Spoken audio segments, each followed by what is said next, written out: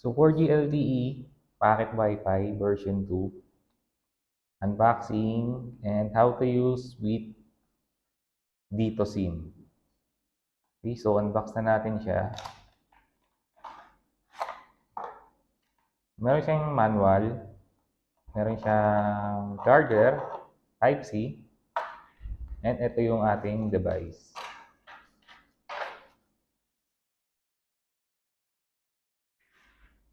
So, okay, ito yung ating device. So, buksan natin siya sa likod.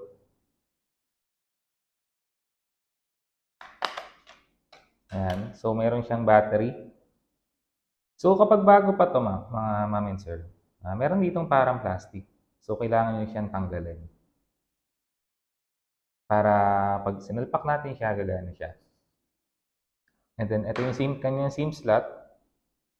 Regular SIM. And, andito yung kanyang Wi-Fi name nitong SSID, which is ito po yung ating Wi-Fi name. And yung Wi-Fi key po, ito po yung ating Wi-Fi password.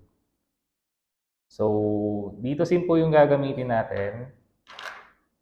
So, make sure lang po yung ating dito SIM is naka-registered po siya. Okay, so kung hindi po siya registered, hindi po siya gagana, wala po siyang signal. And make sure din po, meron na pong load yung ating SIM card bago natin siya i-insert. Okay? So, insert natin siya. Sorry, micro SIM pala dapat. Micro SIM pa yung sa pangalawa. Ito, yan. So, insert natin. Ayan. So, pag na-insert na natin yung SIM card, plug in natin yung battery. Okay, and then, yan, takpan na natin. So, pag na-plug in na yung SIM card and battery, turn on na natin siya. Long press lang natin to, yung power button. Yan. So, makikita nyo, nagkaroon na ng welcome screen. And hintayin lang natin siya pag-boot up.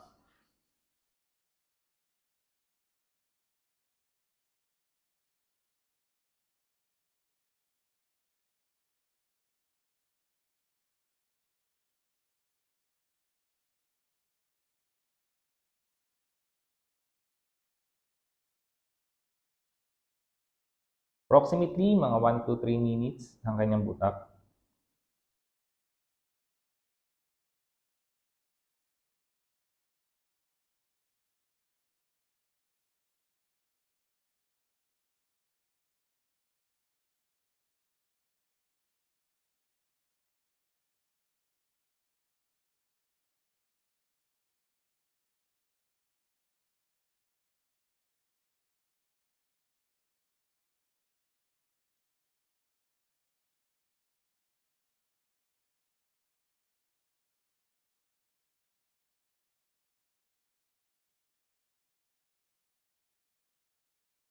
So, ayan.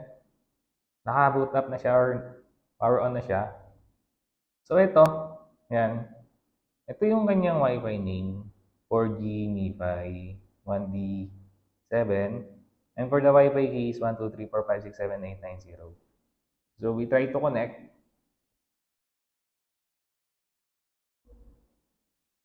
So, connect na tayo.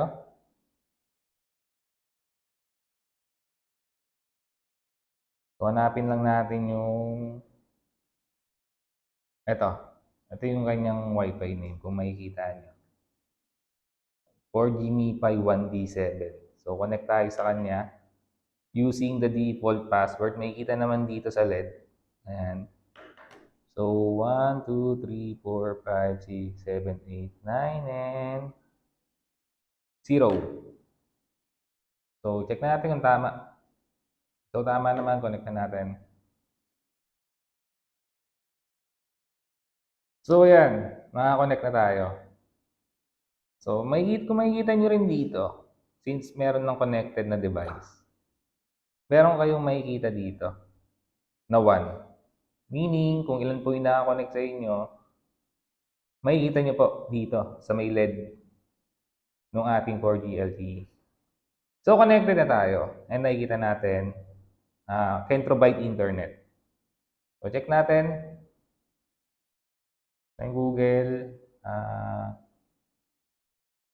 yun natin google.com. Guys, meron pong load yung dito SIM pero wala siyang connection. Nakikita niyo naman connected. So, ang gagawin natin, ganito. I-configure natin yung APN nung dito SIM. So, punta tayo ng Google Chrome. Address bar dito po. Punta po tayo, type po natin 192.168.100.1. Then please enter natin. Meron kayong makikita dito. Ito, zoom in na lang. Username and password. So sa username, lagay natin admin. Sorry. Admin.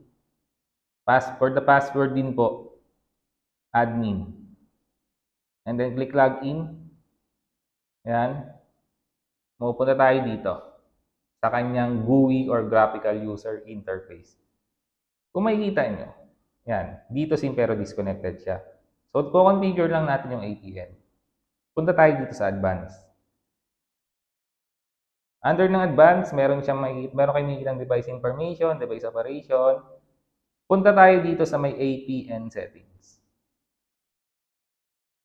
Yan. So, pagka-click natin ng APN settings, may makikita tayo APN configuration and APN connection. Click natin tong profile 1. Okay? So, input natin yung name na dito lang. Dito. Okay? And then yung APN natin, input natin ng all small letter po, internet.dito.ph. Okay? So, pag na-input na natin to, ayan, click natin yung Save Configuration. Warning, Save Pass, confirm.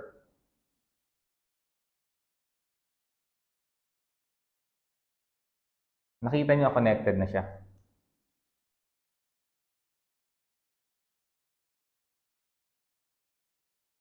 So, try natin mag-Google. Yun, meron na siyang internet. Try natin mag-YouTube. Sabi natin youtube.com.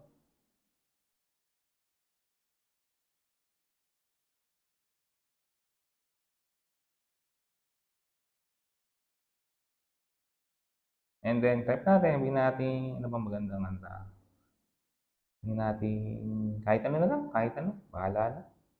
Yan. So, yan, meron na.